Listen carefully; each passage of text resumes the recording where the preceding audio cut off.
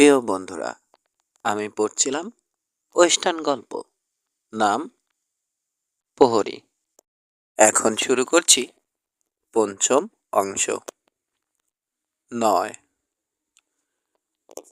ক্রেইটনের দুরন্ত রোয়ানের পিঠে চেপে এগোচ্ছে টমাস রলিন্স। মার্ক বিউয়ারের সঙ্গে দেখা করতে যাচ্ছে ও। দিনে প্রায় 12 মাইল করে নাকি এগিয়ে আসছে মার্ক বিউয়ার, জানিয়েছে ক্রেইটন। পথে ভালো ঘাস স্বাভাবিকভাবেই ঘাস খাইয়ে গরুগুলোকে আরও তাগড়া করে তুলতে চাইবে সে। শহর থেকে বেশ খানিকটা দূরে এসে রাশ টেনে ঘোড়া থামালো রলিন্স। তাকালো চারদিকে। দৃষ্টিসীমায় কেবল ঘাস আর ঘাস। হাওয়ার স্পর্শে নুয়ে যাচ্ছে, আবার সোজা হচ্ছে। ঘাসের সাগরে ঢেউ উঠছে যেন। এই সেই কিংবদন্তির বাফেলো প্লেন। কিন্তু এখন আর এখানে মোষ চড়ে বেড়ায় না। বাতাসের শো শো ছাড়া আর কোনো শব্দ নেই কোথাও। কয়েক মুহূর্ত ঘোড়ার পিঠে চুপচাপ বসে রইল টমাস। তরতাজা হাওয়া আর নির্মেষ নীলাকাশ মন প্রাণ ভরিয়ে দিচ্ছে। মনে হচ্ছে এই তো শান্তি, কোথাও কোনো বিপদ নেই, গোলমাল নেই। কিন্তু আবার ফিরে এলো সেই ভাবনাটা। কে ওই মেয়েটা? কোথায় থাকে? কি করে? শহরে যে থাকছে না এটা পরিষ্কার। তাহলে কোথায়? হ্যাংক কুনির ওখানে কিনা ভাবলো একবার, সঙ্গে সঙ্গে বাতিল করে দিল ভাবনাটা। পশ্চিমের শহরটাতেও থাকতে পারে, যদিও সম্ভাবনা ক্ষীণ। কারণ রোজ সকালেই শহরে আসছে মেয়েটা। কাছেই যদি না থাকবে, পোশাক আশাক এমন নিপাট থাকে কি করে? ক্লান্তির ছাপ ও তো পড়ে না তার চেহারায়। তাহলে কোথায়? ভাবতে ভাবতে দক্ষিণে এগিয়ে চলল ও। মাথার উপর আকাশের বিশাল চাদর, চারদিকে ঘাসের সাগর। সবুজের ছোঁয়াতেই যেন আস্তে আস্তে উদ্বেগ আর আশঙ্কা থিতিয়ে এলো অনেকখানি। গত কয়েকদিনের মধ্যে এই প্রথম নিরুদ্বিগ্ন বোধ করছে ও। মৃদুস্বরে ঘোড়ার সঙ্গে কথা বলে চলেছে টমাস। কান খাড়া করে শুনছে ঘোড়াটা। বেশ মজা পাচ্ছে যেন। একটা সংকীর্ণ ক্রিক চোখে পড়তেই এগিয়ে গিয়ে ওটার পাশে ঘোড়া থামালো রলিন্স। ঘোড়াটাকে পানি খাওয়ালো, আবার এগোতে যাবে। হঠাৎ চোখে পড়ল ট্র্যাকগুলো। ট্র্যাকিংয়ের মাথামুন্ডু না বুঝলেও তিনটে ঘোড়া যে ক্রিকের ধারে এসেছিল অনুমান করতে বেগ পেতে হলো না। ঘোড়াগুলো যে দিক থেকে এসেছে ঘোড়া ঘুরিয়ে সেদিকে এগোলো টমাস। একটা জায়গায় ঘোড়া থেকে নেমে কিছুক্ষণ বিশ্রাম নিয়েছে আরোহীরা। এখানে এসে থামলো ও। কয়েকটা সিগারেটের টুকরো পড়ে আছে। 4 নম্বর ঘোড়সওয়ারের ট্র্যাকটা চোখে পড়ল এবার। উত্তর পূব কোণ থেকে এসেছে ঘোড়াটা। ছাপ দেখে মনে হচ্ছে ক্রেইটনের হাতেই তৈরি ঘোড়াটার খুরে নাল। 4 নম্বর ঘোড়সওয়ার ঘোড়ার পিঠে বসেই বাকি 3 জনের সঙ্গে আলাপ সেরে আবার ফিরতি পথ ধরেছে। সিগারেট ফুঁকতে কোনো রাঞ্চের কর্মীরা এখানে জমায়েত হয়েছিল, এমনও হতে পারে ব্যাপারটা। দিনের শেষে অনেক পথ পেছনে ফেলে এলো টমাস। একটা কটনউড বনে ক্যাম্প করলো। সঙ্গে আনা খাবার খেয়ে শুয়ে পড়ল গাছের নিচে। নানান কথা ভাবতে ভাবতে ঘুমিয়ে পড়ল একসময়। সকালে আবার রওনা হলো ও। ক্রেইটনের কথা ঠিক হলে শহর থেকে বড়জোর 5-6 দিনের দূরত্বে রয়েছে মার্ক বিউয়ার। দক্ষিণ দিকে দিগন্তে চোখ রেখে এগিয়ে চলল টমাস। দ্বিতীয় দিন সূর্য অস্তের সময় একটা ছোটোখাটো টিলার মাথায় দাঁড়িয়ে ওদের দেখা পেল ও। এখনো অনেক দূরে হলেও অগুন্তি গরুর দীর্ঘ চলন্ত রেখা আর এখানে ওখানে ফোঁটাগুলো স্পষ্ট দেখা যাচ্ছে। আরোহীদের উপস্থিতি ঘোষণা করছে ফোঁটাগুলো। একটা অগভীর বিস্তীর্ণ উপত্যকায় নামতে গিয়ে চাক ওয়াগনটা চোখে পড়ল রলিংসের। ক্যাম্প ফায়ারের ধোঁয়ার একটা ক্ষীণ রেখাও দেখা যাচ্ছে। তার মানে এখানেই যাত্রা বিরতি করবে মার্ক বিওয়ার। ঘোড়া ছুটিয়ে ঢাল বেয়ে ক্যাম্পে এসে পৌঁছল টমাস। বাবুর্চি লোকটা ছিল ক্যাম্পে। একটা অ্যাপ্রন পরে আছে সে। এককালে বোধহয় সাদা ছিল, এখন রঙে রঙে রংধনু হয়ে গেছে কাপড়টা। ওকে আসতে দেখে একটা উইনচেস্টার তুলে নিল বাবুর্চি, নামিয়ে রাখলো হাতের কাছেই। আস্তে আস্তে গতি কমিয়ে আগুনের কাছে এসে থামল টমাস। মার্ক বিওয়ারের ক্যাম্প খুঁজছি আমি। ঠিক জায়গাতেই এসেছো, অপেক্ষা করব? বসে পড়ো। কিছুক্ষণ চুপচাপ থাকার পর বাবুর্চি জানতে চাইল রড মর্গান কোথায়। ওর বদলেই আমি এলাম। গম্ভীর চেহারায় ওকে জরিপ করলো লোকটা। বড়দের কাজে একটা বাচ্চা ছেলেকে পাঠালো। আঙুলে ঠেলে টুপিটা পেছনে সরিয়ে দিল রলিন্স। 12 বছর বয়স থেকেই বড়দের কাজ করে আসছি আমি, শান্ত কণ্ঠে জবাব দিল সে। যাগ্গে, শুনলাম তুমি নাকি এদিককার সেরা বাবুর্চি। সোজা হয়ে দাঁড়ালো লোকটা। কে বলল? শুনেছি। মার্ক বিওয়ারের কাছে কখনো 2 নম্বরই জিনিস মেলে না। আসলে এবার যেন একটু নরম হলো বাবুর্চির কণ্ঠ। আমার পক্ষে যদ্দূর সম্ভব করি আর কি। ঘোড়ার খুরের শব্দে চোখ তুলে তাকালো টমাস। দুজন ঘোড়সওয়ার এগিয়ে আসছে। একজনের সাথে সাথে মার্ক বিওয়ার বলে চিনতে পারল ও। একজনকে সাথে সাথে মার্ক বিওয়ার বলে চিনতে পারল। অন্যজন বোধহয় তার টেইল বস। উঠে দাঁড়ালো টমাস রলিন্স। বিওয়ারের সঙ্গে লড়াই করে জেতা যাবে না, জানতো। সামনাসামনি সামনাসামনি দেখে আরো দীর্ঘ হলো ওর ধারণা। তবে আসার কথা মেজাজি হলেও বিওয়ার বিচক্ষণ লোক। Mister beware? জানতে চাইল টমাস। আমার নাম টমাস রলিন্স। আপনার কাছে একটা সাহায্য চাইতে এসেছি। সাহায্য? বিস্মিত বিওয়ার। হুমকি কিংবা কোনো রকম চ্যালেঞ্জই আশা করেছিল সে মার্শালের কাছ থেকে। কি বলছো? আমার কাছ থেকে এসেছো সাহায্য চাইতে? একসঙ্গে জিন থেকে নামলো 2 আরোহী। মার্কের সঙ্গী বেশ লম্বা এবং বলিষ্ঠ স্বাস্থ্যের অধিকারী। দেখেই বোঝা যায় বিপজ্জনক এবং মারপিটে অভ্যস্ত এ লোক। তাকে কাজে নেওয়া হয়েছে হয়তো এজন্যেই। রড আসতে পারল না বলে বলল রলিন্স। আমার কাঁধেই চাপলো ওর কাজটা। রড বলছিল শহরের সঙ্গে আপনার সংঘাত ছাড়াও আর কোনো রহস্য জড়িত আছে এর ভেতর। তার মানে? আমাদের ধারণা আপনাকে বোধহয় ব্যবহার করতে চাইছে কেউ। হঠাৎ আড়ষ্ট হয়ে গেল বিওয়ার। ব্যবহার করতে চাইছে আমাকে? এসব কি বলছো? ভাই হত্যার জন্যে হ্যাংক কুনির উপর আপনি ক্ষেপে আছেন। কথাটা অজানা নেই কারো। সবাই বলছে সেই খুনের বদলা নিতে শহরটা ধ্বংস করতে যাচ্ছেন আপনি। কিন্তু কথাটা বিন্দুমাত্র বিশ্বাস হয় না আমার। আপনার মতো একজন ভদ্রলোক একটা শহরের সবাইকে কিছুতেই দায়ী করতে পারে না, অথচ প্রায় সবাই ধরে নিয়েছে এমন কিছুই করতে যাচ্ছেন আপনি। শহরবাসীরা তাই রুখে দাঁড়াবে আপনাকে। অনিবার্য হয়ে দাঁড়াবে সংঘর্ষ। তো এই সুযোগে হয়তো গরু কেনার টাকা লুট করে হাওয়া হয়ে যাবার চেষ্টা করবে একদল দুর্বৃত্ত। এক মুহূর্ত রলিংসের দিকে অপলক তাকিয়ে রইল মার্ক বিওয়ার। তারপর বাবুর্চিকে বলল, একটু কফি দাও তো, টিলসন। আবার ফিরল টমাসের দিকে।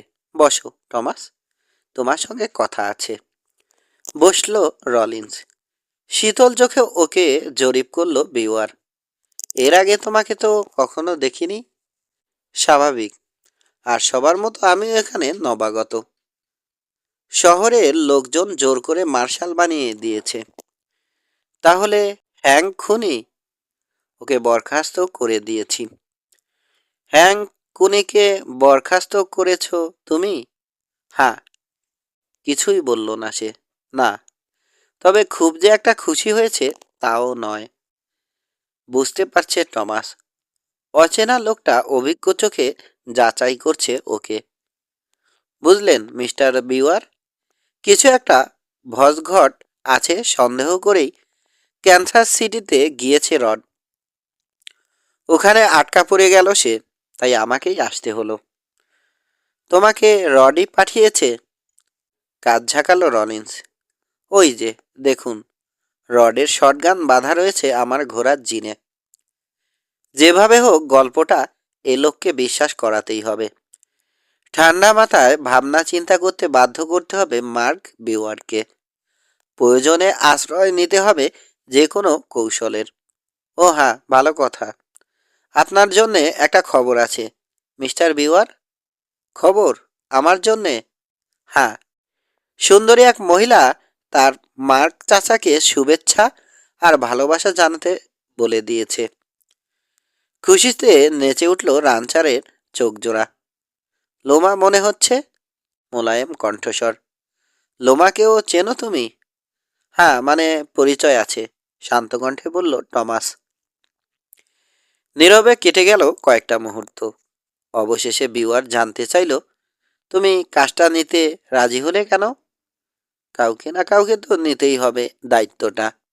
ভাবলাম আমিই পারবো। জানতাম আপনাদের এক আধজনকে কোনো মতে সামলাতে পারলেও আপনার পুরো দলটাকে রোখা একেবারেই অসম্ভব। তাই রডের একটা কথার উপরই নির্ভর করছি আমি। কি কথা? ও বলেছে নাসরবান্দা হলেও আপনি অবুঝ নন। আমার মতো রডও আপনার সঙ্গে দেখা করার কথাই ভাবছিল।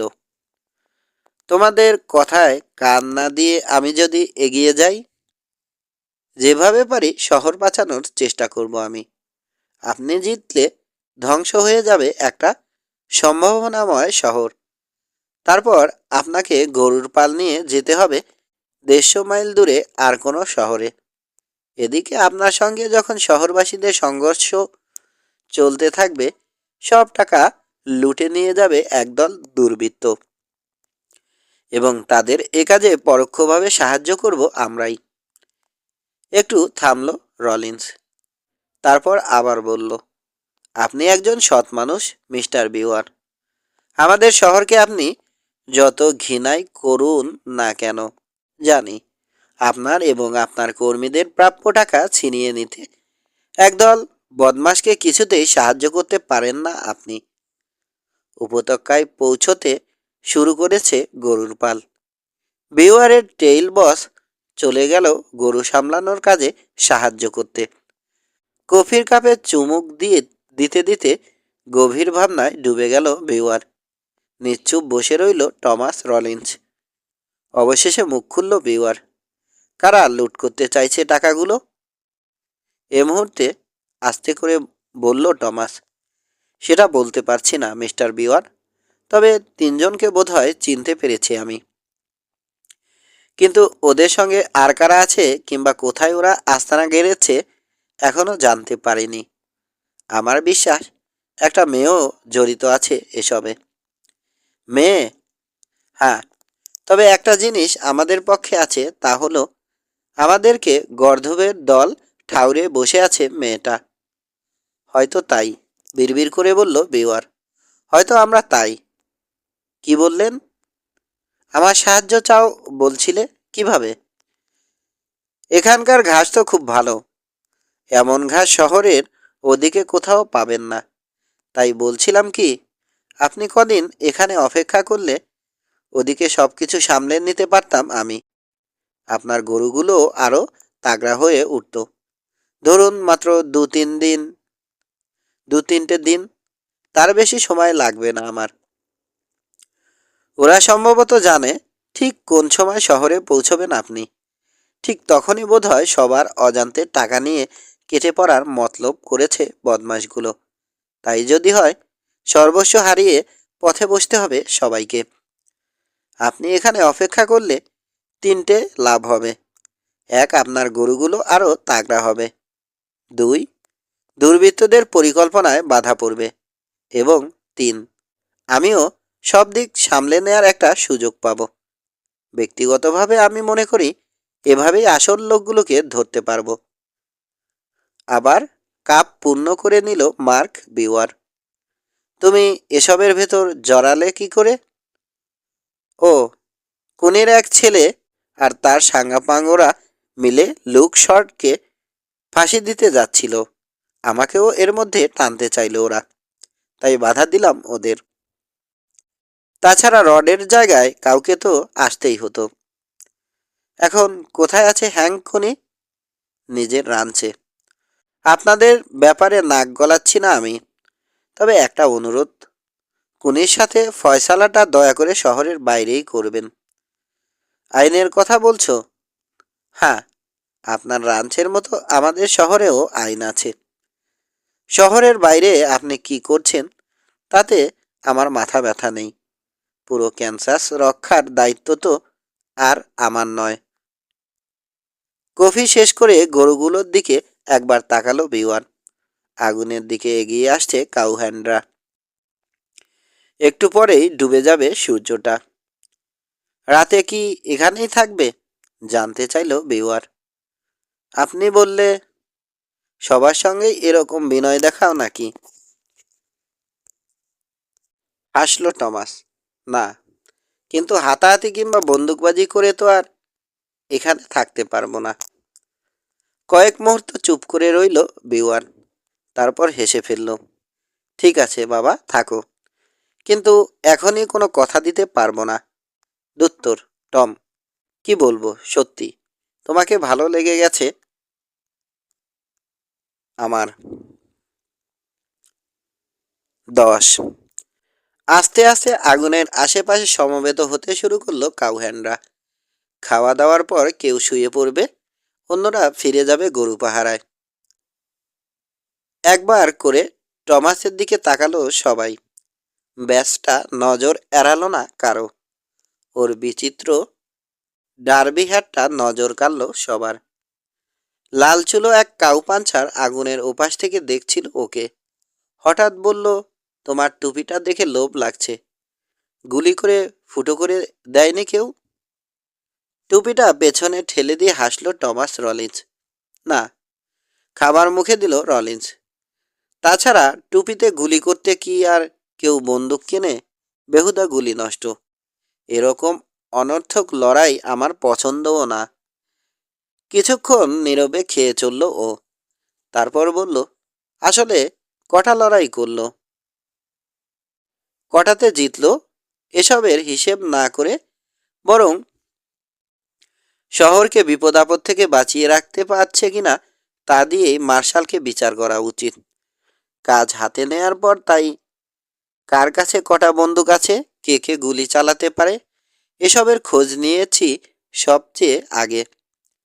দেখলাম আমাদের শহরের প্রায় 36 জনের কাছে শটগান আছে। 9টা বাফেলো গান, 2টো বারদেন রাইফেল, 5টা উইনচেস্টার আর 7টা 56 ক্যালিবার স্পেন্সার আছে কয়েকজনের কাছে। বিভিন্ন কোম্পানির 14টা রাইফেল রয়েছে কয়েকটা বাড়িতে। আর পিস্তলের কথা তো বাদই দিলাম, ও সবার কাছেই আছে।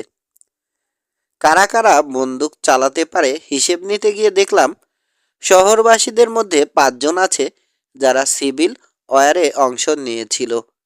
এছাড়াও 9 জন আছে বিভিন্ন যুদ্ধে লড়াই করেছে। 3 জন আছে ইন্ডিয়ানদের সঙ্গে লড়াই করেছে ওরা। আর 2 জন যুদ্ধ না করলেও গুলি চালাতে জানে। প্রমাণ করার জন্যে অস্থির হয়ে আছে। আমি আসার অনেক আগে থেকে ইন্ডিয়ানদের হামলার আশঙ্কায় সব রকম ব্লাইন্ড স্পট নিশ্চিহ্ন করে ফেলেছে ওরা। অপ্রত্যাশিত বিপদের মোকাবেলা করতে প্রস্তুত সবাই। কিন্তু শহরবাসীরা ঝামেলা হোক চায় না।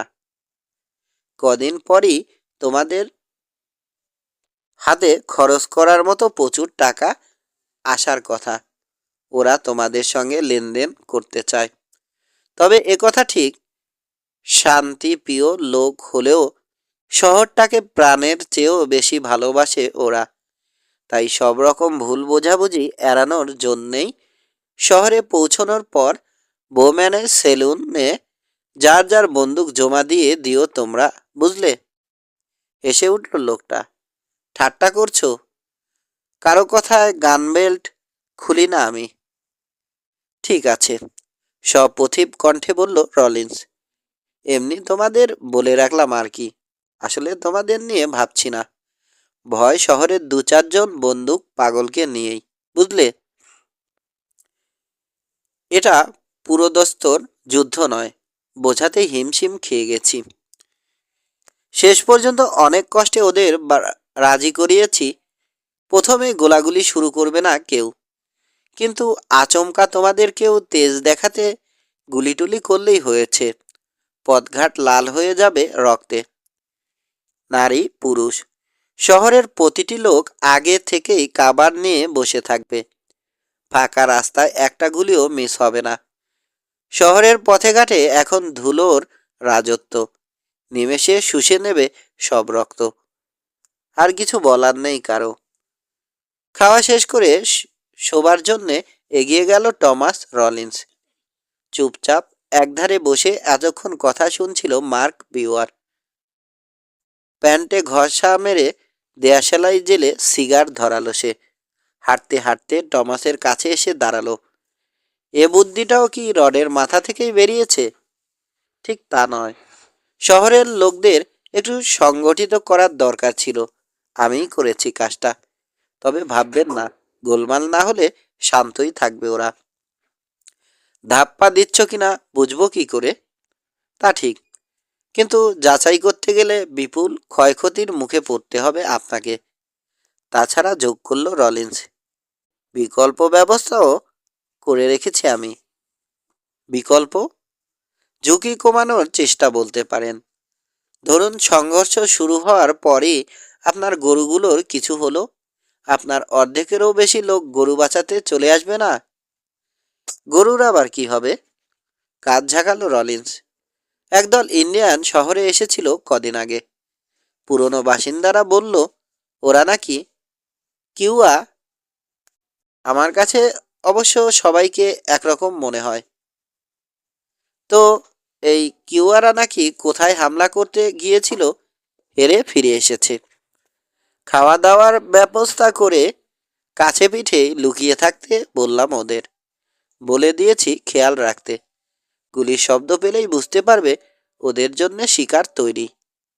গুলির শব্দ? হ্যাঁ, শহরের দিক থেকে গুলির শব্দ পেলেই হামলা করে আপনার গরুর পাল ছত্রভঙ্গ করে দেবে ওরা। বিড়বিড় করে আপন মনে কথা বলে উঠল মার্ক বিওয়ার। তারপর প্রশ্ন করল, কিন্তু মার্শাল, তুমি তো এখন আমাদের হাতে, তাহলে? আমাকে আটকাতে গিয়ে আপনাকে হয়তো 2-3 জন লোককে হারাতে হবে, কিন্তু আমাকে আটকে রেখেও কোনো ফায়দা হবে না। এমনভাবে করা হয়েছে প্ল্যানটা, কারণ নির্দেশের অপেক্ষা ছাড়া এগিয়ে যাবে সব কিছু। আমার দরকারই পড়বে না। সব দিকই ভেবে রেখেছ দেখছি। চেষ্টা করছি। শুনেছি আপনাদের লোকরা ব্যান্ড বা রান্সের স্বার্থে কাজ করে। শহরই হচ্ছে আমার ব্র্যান্ড। আমার উপর একটা দায়িত্ব পড়েছে। সাধ্যমতো তা পালন করার চেষ্টা করছি, আর কিছু না। কিছুক্ষণ পর কম্বলে শুয়ে আকাশের তারার দিকে চেয়ে ভাবছে টমাস রলিন্স। এতক্ষণ সব মিছে কথা বলেছে ও। এরকম কেন? কোনো পরিকল্পনাই নেই ওর। তবে বুদ্ধিটা ভালো। ফিরে গিয়ে কাজে লাগাতে হবে, অবশ্য যদি ফিরতে পারে। বানানো গল্প দিয়ে ঝামেলা এড়াতে পারলে লোকজনের প্রাণও বাঁচবে, পরিস্থিতিও আয়ত্তে আনা যাবে। অন্তত ওর কথায় সন্দেহ করার মতো কোনো ফাঁকও রাখেনি। ওর গল্পের সত্যি মিথ্যা যাচাই করার উপায় নেই এদের।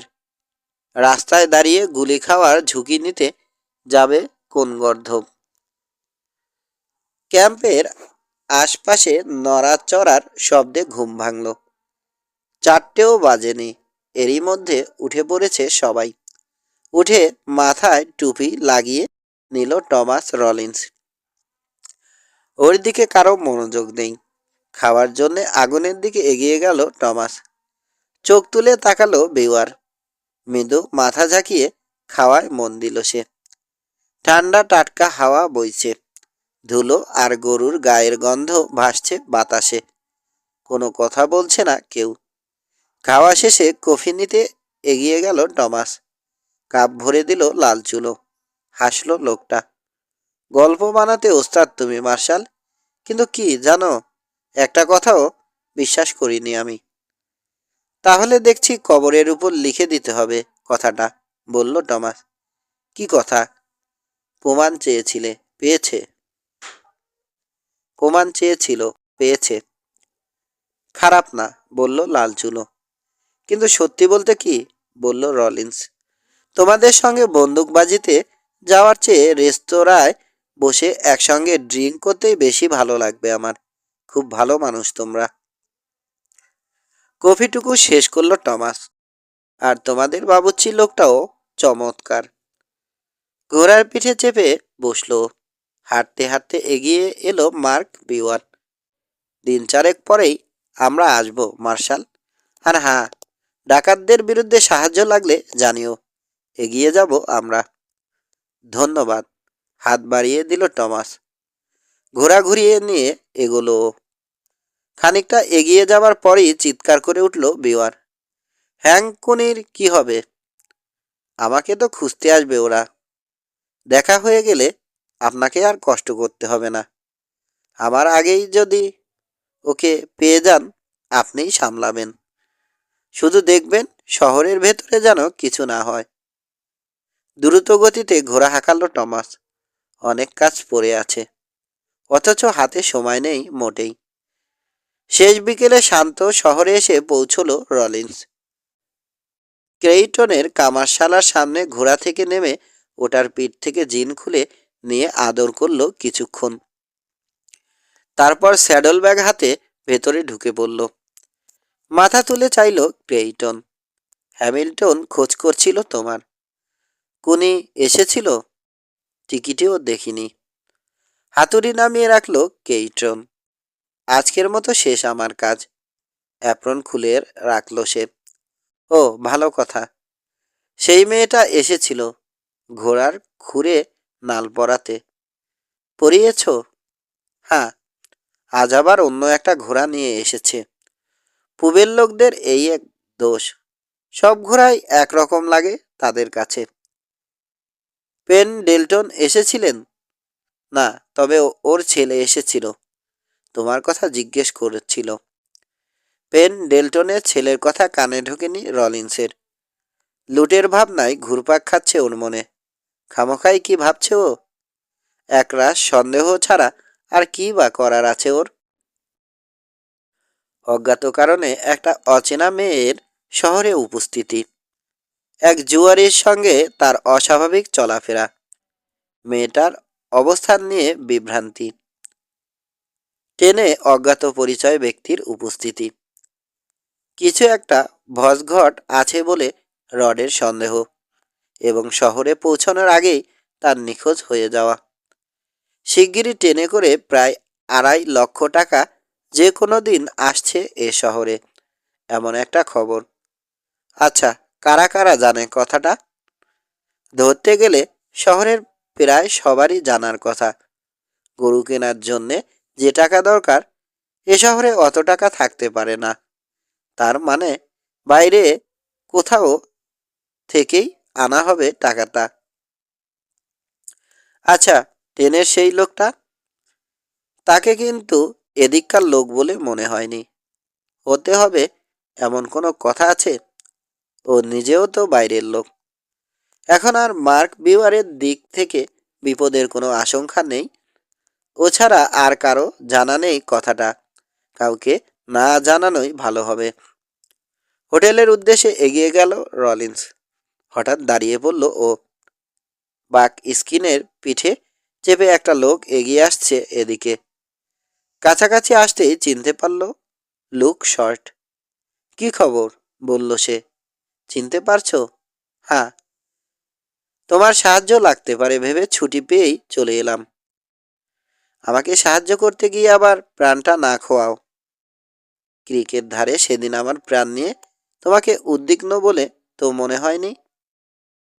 নিজেকে বাঁচাতেই ব্যস্ত ছিলাম সেদিন। লোকটাকে ভালো লেগে গেছে টমাসের।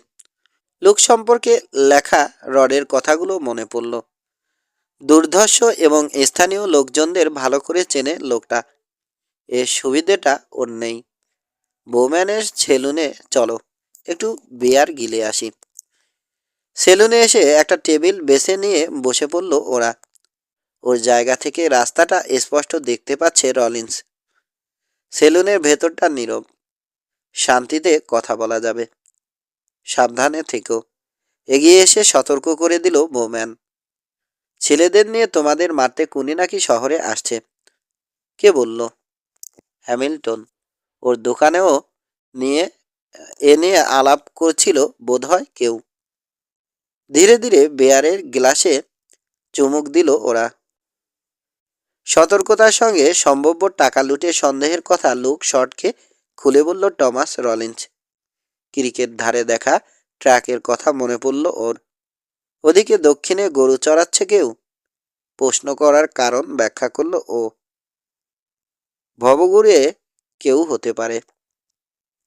কনির রাঞ্চে কত কিসিমের লোক যে আসে তার ইয়ত্তা নেই। থামল লুক শর্ট। 4 জন বললে না? 3 জন ছিল। ওদের কাছেই বোধহয় কোনো খবর নিয়ে এসেছিল অন্যজন। ঘোড়া থেকে না নেমেই কথা শেষ করে ফিরে গেছে সে। অনেক কিছুই হতে পারে মার্শাল। আচ্ছা, ওই মেয়েটার কথাই কি বলছিলে তুমি? হঠাৎ জানতে চাইল লোক। হ্যাঁ। কাফের সামনে ঘোড়া থেকে নামলো মেয়েটা। উঠে দাঁড়ালো টমাস। লুক, ওই মেয়েটার সঙ্গে কথা বলতে হবে এখনই। 11। চুপচাপ ফাঁকা রেস্তোরাঁ। এই সময়ে মেয়েটার এখানে আসার পেছনে বিশেষ কোনো কারণ আছে নিশ্চয়। রনেস ঢুকতেই মাথা তুলে তাকালো সে। বিরক্তির ছায়া পড়ল চোখে। টেবিলের সামনে এসে দাঁড়ালো টমাস। বসলে আপত্তি আছে? জানতে চাইল ও। নিরাসক্ত দৃষ্টিতে আবার ওকে দেখল মেয়েটা। আছে, একা থাকতে চাই আমি। দুঃখিত, কিন্তু আমার কয়েকটা প্রশ্ন ছিল। জবাব দেওয়ার কোনো ইচ্ছে নেই আমার। ম্যানেজারকে কি ডাকবো? বেশ তো, ডাকুন। তীব্র অসন্তোষ মাখা দৃষ্টিতে ওর দিকে তাকালো মেয়েটা। ক্ষমতা দেখাচ্ছ? ঠিক আছে, বলো কি জানতে চাও। সম্ভব হলে জবাব দেব। ব্যাস ব্যাস, এতেই চলবে। এখানে কতদিন থাকা হচ্ছে বলা যাবে? এই শহরে সপ্তাহখানেক। উদ্দেশ্য? চেহারা দেখে মনে হচ্ছে ধৈর্যের শেষ সীমায় পৌঁছে গেছে মেয়েটা। রাঞ্চের জন্য জায়গা খুঁজতে এসেছি। ব্যস্ত থাকায় বাবা আসতে পারেনি। ভালো পানি আর ঘাস আছে এমন একটা জায়গা খুঁজছি আমরা। নিজেকে বোকা বোকা লাগছে টমাসের, তাই তো? এছাড়া আর কি হতে পারে? পাওয়া গেছে? না, তবে দুটো জায়গা পেয়েছি, মোটামুটি ভালো লেগেছে। আর কোনো প্রশ্ন? আর কদিন থাকবেন? ঝট করে হাতের কাপ নামিয়ে রাখলো মেয়েটা। দেখো, আমি এখানে কেন এসেছি তোমাকে বলেছি, এবং বেআইনি কিছুই আমি করছি না। মার্শাল হও আর যেই হও, এভাবে বিরক্ত করা আমি মোটেই সহ্য করব না। কোনো নির্দিষ্ট অভিযোগ না থাকলে তুমি দয়া করে বিদায় হলেই আমি খুশি হব। ঠিক আছে। উঠে দাঁড়ালো রলিন্স। আপনাকে বিরক্ত করার জন্যে দুঃখিত ম্যাম। জবাব এলো না কোনো। বেরিয়ে আসবে ভেবেও বেরোলো না টমাস। রাস্তার দিকে নজর রাখা যাবে এমন একটা জায়গা বেছে নিয়ে বসে পড়ল। সেফ বুদ্ধু বানিয়ে দিয়েছে ওকে মেয়েটা। ভাবতে গেলেই কান টান সব গরম হয়ে উঠছে। মেয়েটার প্রতিটি কথাই যুক্তিসঙ্গত। অপরাধীরা অবশ্য একটা ভালো কাভার স্টোরি সবসময়ই হাতের কাছে তৈরি রাখে। একটা কথা জিজ্ঞেস করতে ভুল হয়ে গেছে, মেয়েটা কোথায় থাকছে? সন্দেহ নেই এ প্রশ্নেরও একটা সুন্দর জবাব তৈরি আছে তার কাছে। কফি দিয়ে গেল ওয়েটার। বাইরে চেয়ে আছে রলিন্স। আচ্ছা, ও নিজে হলে কিভাবে এগোতো? গোপনীয়ত গোপনীয়তার স্বার্থে যদ্দূর সম্ভব অল্প সংখ্যক লোক নিয়ে নির্দিষ্ট সময় পর্যন্ত ওদের গা ঢাকা দেওয়ার ব্যবস্থা করত। অথবা সবার সন্দেহ বাঁচিয়ে শহরে ঘুরে বেড়াতে পারবে এমন কাউকেই বেছে নিত। মার্ক বিওয়ার শহরে ঢোকার সঙ্গে সঙ্গেই কাজ শেষ করতে চাইবে দুর্বৃত্তরা। অবশ্য সন্দেহটা যদি আদেও সত্যি হয়ে থাকে। বিড়বিড় করে কি যেন বলে উঠল রলিন্স। চকিতে চোখ তুলে চাইল মেয়েটা। টাকা পৌঁছানোর সময়টা নিশ্চয় জানে ওরা। তার মানে ভেতরে ভেতরে ওদের লোক না থেকেই পারে না। এতগুলো টাকা কিভাবে লুট করবে? ট্রেন থেকে নামানোর সঙ্গে সঙ্গে ছিনিয়ে নিয়ে আবার ট্রেনে করে সরে পড়তে পারে ওরা। সুবিধাজনক কোনো জায়গায় নেমে পড়লেই হলো। আবার এমনও হতে পারে আগে থেকেই টোয়াগনের ব্যবস্থা করা হয়েছে, তাতে টাকা তুলে উধাও হয়ে গেল।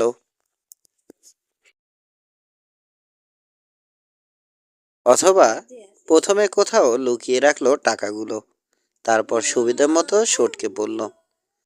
টাকাগুলো শহরেরই কোথাও লুকিয়ে রাখলে কোথায় রাখবে?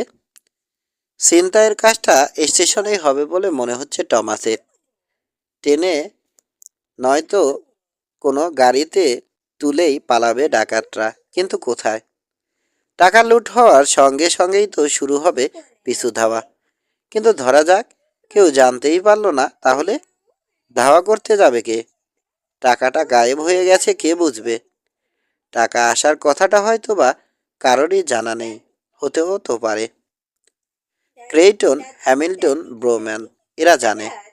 কিন্তু ধরো সংঘর্ষে প্রাণ হারালো এরা, কিংবা কোনোভাবে আহত হলো, তাহলেই তো ধরাছোঁয়ার বাইরে চলে যাওয়ার জন্যে প্রচুর সময় পেয়ে যাবে ওরা। ওদের তিনজনকে হত্যার চেষ্টা হলে কোনো সন্দেহ নেই হত্যা করা হবে ওকেও। খুনের জন্যে কোন সময়টা বেছে নেবে ওরা? ডাকাতির আগে আগে নাকি একই সঙ্গে? মার্ক বিওয়ারের সম্ভাব্য হামলার সময় তাতেই তাকেই সম্ভবত কাভার হিসেবে বেছে নেওয়া হবে, সব দোষ যাতে মার্কের ঘাড়ে চাপানো যায়। বিওয়ারের কোনো লোক কি জড়িত এর সঙ্গে? রওনা দেওয়ার সময় অনেক গান হ্যান্ড তাড়া করেছে লোকটা। তাদের 1-8 ডজন ডাকাতিতে জড়িত থাকতেও পারে, অসম্ভব কি? ভাবতে ভাবতে হঠাৎ দেখলো রেস্তোরাঁ ছাড়িয়ে আরেকটু সামনে রাস্তার ওপাশে ঘোড়ার পিঠ থেকে নেমে দাঁড়িয়েছে এক ঘোড়সওয়ার। আড়ষ্ট ভঙ্গি, দূর থেকে ঘোড়া হাঁকিয়ে এসেছে মনে হচ্ছে। জামা কাপড় থেকে ধুলো ঝেড়ে ঘোড়ার জিনের দিকে হাত বাড়ালো সে। রাস্তা ধরে এগিয়ে এলো একটা লোক, নেট। ঘোড়সওয়ারের কাছাকাছি এসেই দাঁড়িয়ে পড়ল সে। সিগার ঝোলালো ঠোঁটে, দু হাতের তালু একসঙ্গে মিলিয়ে পেয়ালার মতো করে তার আড়ালে জ্বলন্ত দেয়াশালাইয়ের কাঠি ছোয়ালো। আড়ালে পড়ে গেল তার ঠোঁট জোড়া। কোনো কথা বলছে না তো কি? এক মুহূর্ত দেয়াশালাইয়ের কাঠি ছুঁড়ে ফেলে আবার হাঁটতে শুরু করলো নেড। রলিংসের বাঁ দিকে বসে আছে মেয়েটা। কাপের সঙ্গে তস্তরির সংঘর্ষের শব্দ কানে এলো ওর। অধৈর্য হয়ে কিংবা রাগে কাপটা নামিয়ে রাখলো বোধ হয়। ঘাড় ফিরিয়ে হাসি মুখে মেয়েটার দিকে তাকালো রলিন্স। শক্ত হয়ে চেপে বসলো মেয়েটার ঠোঁটজোড়া। চোখ সরিয়ে নিল সে।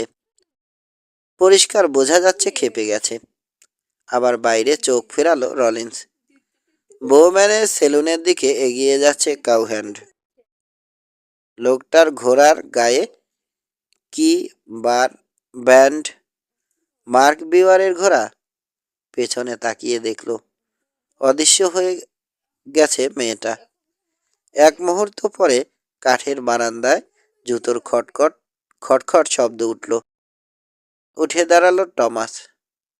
টেবিলের উপর টাকা রেখে বেরিয়ে এলো। কে লোকটা? নেডের সঙ্গে সত্যিই কি কথা হয়েছে তার? ওর সামনে এসব ঘটেছে বলেই কি খেপে গেছে মেয়েটা? লোকটা কি কোনো খবর নিয়ে এলো? কার জন্যে? তার আসার কথা কি জানে মার্ক বিওয়ার? একটু ইতস্তত করে বউম্যানের সেলুনের দিকে তাকালো টমাস। শহরে পিস্তল নিয়ে চলাফেরা করা যাবে না, স্পষ্ট বলে দিয়েছে ও। অথচ লোকটার কাছে পিস্তল দেখা যাচ্ছে। এখনই দেখতে হয় ব্যাপারটা। নাকি এ লোকটা একটা টোপ? আজই কি ওকে সরিয়ে দেওয়ার দিন? তাই যদি হয়, আশেপাশে আরো লোক থাকতে বাধ্য। দক্ষ না হলে কিছুতেই একজনের উপর নির্ভর করার ঝুঁকি নিতে যাবে না ওরা। আর দক্ষ লোক হলেও নিশ্চিত হবার জন্যেই আরেকজন মার্কসম্যানের ব্যবস্থা রাখবেই। সে কি নেট? আবার ভেতরে ঢুকলো টমাস। কফিতে চুমুক দিতে দিতে ভাবল কিছুক্ষণ। যেদিকেই যাক, রাস্তার দিকে যায়নি মেয়েটা। কফি শেষ করে রান্নাঘরের দরজা দিয়ে বাইরে বেরিয়ে এলো ও। তীক্ষ্ণ দৃষ্টিতে জরিপ করলো চারদিক। দেখলো না কাউকে। কোণে এসে একটু ইতস্তত করলো টমাস। উকি দিল সেলুনের দিকে। সুইং ডোরটা স্পষ্ট দেখা যাচ্ছে এখান থেকে। অশ্বারোহী বিওয়ারের লোক, এবং আগেই ওদের বলে দেয়া হয়েছে শহরের রাস্তায় অস্ত্র নিয়ে হাঁটা নিষিদ্ধ। তারপরও পিস্তল নিয়ে এসেছে লোকটা। সরাসরি চ্যালেঞ্জ নাকি? পরীক্ষা করতে চাইছে ওকে? নাকি বন্দুক জমা দিতেই সেলুনে গেছে লোকটা? কিন্তু প্রথমটা হলে চ্যালেঞ্জ গ্রহণ করতেই হবে এখনই। দ্রুত পা বাড়ালো ও। রাস্তার মাঝামাঝি এসেই দেখল হ্যামিল্টনের দোকানের পাশে সংকীর্ণ জায়গাটুকুতে দুটো ঘোড়া বাঁধা রয়েছে। থামল না রলিন্স। রাস্তা পার হয়ে সেলুনে এসে ঢুকলো। ডান দিকের একটা টেবিলে বসে আছে দুজন অচেনা লোক। বিবারের কাউহ্যান্ড দাঁড়িয়ে আছে বারে। চোখ তুলে ওর চোখে চোখে তাকালো বউম্যান। বলল না কিছু। বারে এসে দাঁড়ালো টমাস। কাউবয় মৃদু হেসে বলল, উপায় নেই। শহরে যতক্ষণ আছো বন্দুক তুলে রাখতে হবে। বউম্যানের কাছে জমা দিয়ে দাও দেখি ওগুলো। তুলে রাখবো? একটু পিছিয়ে গেল লোকটা। পারলে কেড়ে নাও। সতর্ক হয়ে উঠেছে লোকটা। তৈরি? তৈরি অন্য দুজনও। না, স্বাভাবিক কণ্ঠে জবাব দিল টমাস। থাক, যেন এ নিয়ে আর কোনো মাথা ব্যথা নেই। এমনি ভঙ্গিতে ঘুরে দাঁড়াতে গেল। লড়াই বাঁধানোর চেষ্টায় ব্যর্থ হয়ে হতাশভাবে পিস্তলের কাছ থেকে হাত সরিয়ে নিল কাউহ্যান্ড।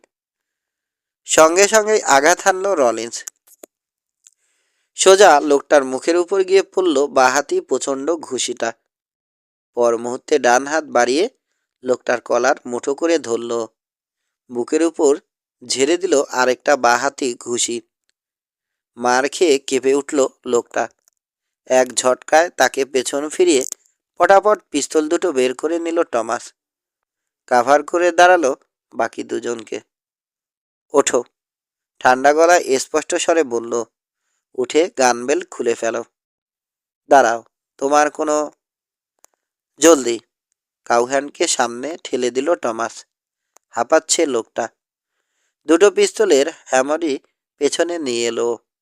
নিস্তব্ধ সেলুনে প্রচণ্ড শোনালো পিস্তল কক করার শব্দ। ঠিক আছে। দুজনের ভেতর বেটে লোকটা বলল, মনে হচ্ছে বলতে বলতে ঝট করে পিস্তল বের করলো সে। কোনো রকম দ্বিধা করলো না রলিন্স। সঙ্গে সঙ্গে লোকটার বুক পকেটে ঝোলানো টোবাকো স্যাকে গুলি করলো ও। তীব্র আর্তনাদ করে লুটিয়ে পড়ল লোকটা। ছিটকে পড়ল হাতের পিস্তল। আস্তে আস্তে মাথার উপর হাত ওঠালো দ্বিতীয় লোকটা। রক্ত সরে ফ্যাকাশে হয়ে গেছে তার চেহারা। হাত নামিয়ে বলল টমাস, গানবেল্ট খোলো।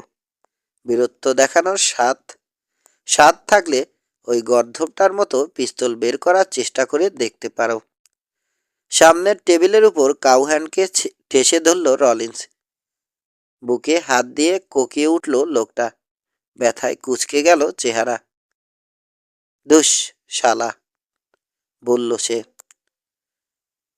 বুকের একটা হাড়ি ভেঙে দিয়েছিস তুই। মোটে একটা? ওই ঘুষিতে তো তিনটে ভাঙার কথা। ঘাড় ফিরিয়ে বোম্যানের দিকে তাকালো টমাস। ওই গাধাটার জন্যে কিছু করা যায় কিনা দেখো। গুলি খেলেও মরেনি সে। একটা পিস্তল কোমরে গুজে অন্যটা দিয়ে ইশারা করল রলিন্স। আদালত এ শহরে নেই, বলল ও। তাই আমাকেই দেখতে হচ্ছে ব্যাপারটা। আমার রায় $50 জরিমানা, অথবা 50 দিন জেল। বলে কি, এত টাকা পাবো কোথায়? বন্ধু বান্ধব থাকলে, বলল টমাস। জলদি খবর পাঠাও। নাও এবার হাঁটো তো, বাইরে চলো।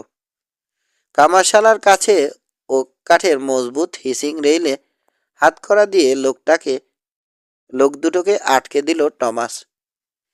এখানে কতক্ষণ রাখবে আমাদের? হাসল না টমাস। জরিমানা দিতে না পারলে 50 দিন। 50 দিন? পাগল হলে নাকি? বৃষ্টি হলে তখন? বৃষ্টিটা ওদিক থেকে এলে ওই চালটা বাঁচিয়ে দেবে, নইলে ভিজবে। রোদের বেলায়ও একই কথা। হাত দিয়ে টুপিটা পেছনে ঠেলে দিল টমাস। তোমরাই সেদে লাগতে এসেছিলে। এখন দেখো তোমাদের কর্তা জরিমানার টাকা দেয় কি না। হঠাৎ হেসে ফেলল। তবে নাও দিতে পারে। তোমরা তো এখন আর তার কোনো কাজে আসছো না। ছাড়া পেয়ে নি। চুকচুক শব্দ করে মাথা নাড়ল টমাস। বিদেশি এক লোক এমন বন্দুকবাজি শিখল কিভাবে? হাসল টমাস। দারুণ এক ওস্তাদ ছিল আমার। বোম্যানের সেলুনে ফিরে এলো টমাস। মেঝে পরিষ্কার করছে বোম্যান। কি অবস্থা লোকটার? কাজ ঝাঁকালো বোম্যান। কপাল ভালো থাকলে বেঁচে যাবে, আর 1 ইঞ্চি এদিক ওদিক হলেই অক্কা পেত। ন্যাকড়া আর বালতি পেছনের ঘরে রেখে হাত মুছতে মুছতে ফিরে এলো বোম্যান। সময় নষ্ট করতে মোটেই রাজি নাও তুমি, তাই না? হ্যাঁ, যা করার ঠিক সময়ে করা উচিত। কয়েক ঢোক বিয়ার খাওয়ার পরই সেই ঘোড়া দুটোর কথা মনে পড়ে গেল টমাসের। বারের উপর গিলাস রেখে দ্রুত বেরিয়ে এলো ও। এগোলো হ্যামিল্টনের দোকানের দিকে। দোকানের পাশে ফাঁকা জায়গায় ঢুকেই থমকে দাঁড়ালো। ঘোড়াগুলো নেই।